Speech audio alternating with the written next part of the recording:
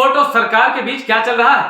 क्या देश की सबसे बड़ी अदालत और देश की सबसे बड़ी पंचायत यानी संसद के बीच कोई शीत युद्ध छिड़ गया है? आखिर क्यों आए दिन संवैधानिक पदों पर बैठे लोग न्यायपालिका को उसकी हद दिखा रहे हैं? और आखिर क्यों सुप्रीम कोर्ट की दहलीज से न्यायमूर्ति राज्यपाल से लेकर राष्ट्रपति तक के लिए लक्ष्मण रेखा खींच रहे हैं? ऐसा पहली बार हुआ है जब सुप्रीम कोर्ट ने कह दिया कि अगर कोई विधेयक विधानसभा से पारित हो गया हो तो उसे गवर्नर या प्रेसिडेंट बिना कोई कारण बताए तय समय सीमा के बाद नहीं रोक सकते। ऐसे विधेयक अगर 90 दिन तक राज्यपाल या राष्ट्रपति के पास रहते हैं तो उसके लिए उन्हें मुकम्मल वजह बतानी होगी।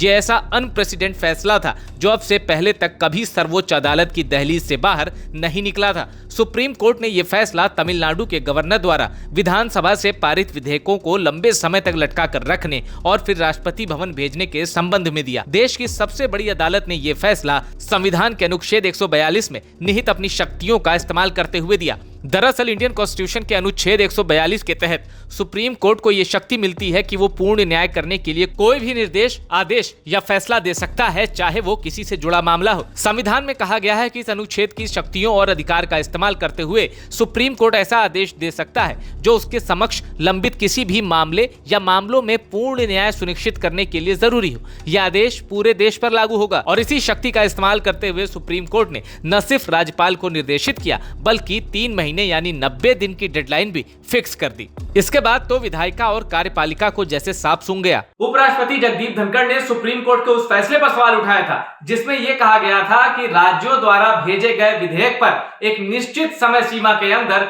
राष्ट्रपति को फैसला ले लेना चाहिए। उपराष्ट्रपति ने कह दिया कि अदालत सुपर संसद के रूप में काम नहीं कर सकती और संविधान का अनुच्छेद 142 लोकतांत्रिक ताकतों के खिलाफ न्यूक्लियर मिसाइल बन गया।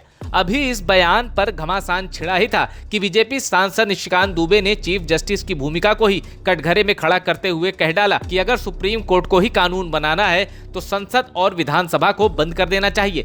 सीजेआई संजीव खन्ना पर निशाना साधते हुए उन्हें देश में सिविल वॉर यानी गृह युद्ध के लिए जिम्मेदार तक ठहरा दिया। हालांकि बीजेपी ने दुबे के बयान से खुद को अलग कर लिया, लेकिन इसके बाद निशिकांत दुबे पर सुप्रीम कोर्ट की अवमानना को लेकर बहस तेज भी हो गई और गर्म भी। बीजेपी नेता दिनेश शर्मा ने कह दिया, कोई भी राष्ट्रपति को चुनौती नहीं दे सकता, राष्ट्रपति सर्वोच्च हैं, सुप्रीम कोर्ट उन्हें आदेश नहीं दे सकता। अभी ये टकराव चल ही रहा था कि सुप्रीम कोर्ट में बंगाल हिंसा से जुड़ा एक मामला आता है। एक याचिका डाली जाती है जिसमें बंगाल में राष्ट्रपति शासन और पैरा मिलिट्री फोर्स तैनात करने की गुहार लगाई जाती है। ये याचिका विष्णु शंकर जैन डालते हैं जो कि काशी से लेकर मथुरा तक हिंदू पक्ष के मामलों से जुड़े एक चर्चित नाम है। याचिकाकर्ता ने अपील की थी कि वक्फ कानून के विरोध में हुई मुर्शिदाबाद हिंसा के बाद कोर्ट इस पर फैसला ले। सुनवाई शुरू हुई। सीनियर जज BR गवई जो मौजूदा चीफ जस्टिस संजीव खन्ना के बाद उसी कुर्सी पर बैठने वाले हैं, उन्होंने टिप्पणी की और कहा कि आप चाहते हैं कि हम राष्ट्रपति को राष्ट्रपति शासन लगाने का निर्देश दें, वैसे भी हम पर अधिकार क्षेत्र में दखल देने के आरोप लग रहे हैं। इस टिप्पणी के साथ ही जस्टिस BR गवई और जस्टिस AG मसीह की बेंच ने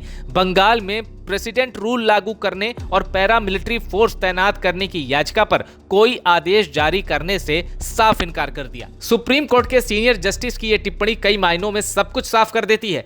इसमें सर्वोच्च अदालत की तरफ उठ रही उंगलियों से उसकी गरिमा को पहुंचे धक्के की टीस भी झलकती है और यह भी जाहिर हो जाता है कि न्यायपालिका और विधायिका के बीच सब कुछ ठीक नहीं चल रहा। यह ऐसी स्थिति है जो किसी भी देश के लोकतांत्रिक ढांचे को कमजोर कर सकती है। चुनी हुई सरकारें देश या राज्य के लोगों की आवाज होती हैं और सुप्रीम कोर्ट उन्हीं आम लोगों के इंसाफ की आखिरी उम्मीद। दोनों का अपना दायरा, अपनी गरिमा और अपने मूल्य हैं। एक लोकतंत्र का सर्वश्रेष्ठ मंच है तो दूसरा न्याय की सर्वोच्च दहलीज। ऐसा भी नहीं है कि दोनों के अधिकारों का ये कॉन्फ्लिक्ट पहले नहीं हुआ। पहले भी सुप्रीम कोर्ट के कुछ आदेशों से संसद हैरान हुई और सरकारों के काम से सुप्रीम कोर्ट परेशान हुआ। आजाद भारत के इतिहास में कुछ उदाहरण ऐसे भी हैं जब सरकारों ने बहुमत के नशे में सुप्रीम कोर्ट की गरिमा को खुल्लम खुल्ला ठेस पहुंचाई।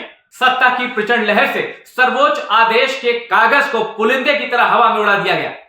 याद नहीं आ रहा तो जरा राजीव गांधी के जमाने में चलते।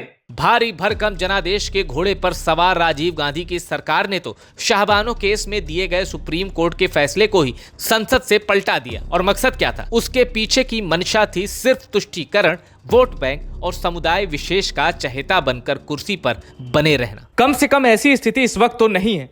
फिर भी सर्वोपरि संस्थानों के विरुद्ध कोई भी एक्शन या बयानों से उनकी मर्यादा को चोट पहुंचती है, इसमें कोई शक नहीं है। इसलिए भारत के लोकतंत्र की बुलंद इमारत को और बुलंदियों तक ले जाने के लिए यह जरूरी है कि इसके दोनों खंभे और मजबूत हों।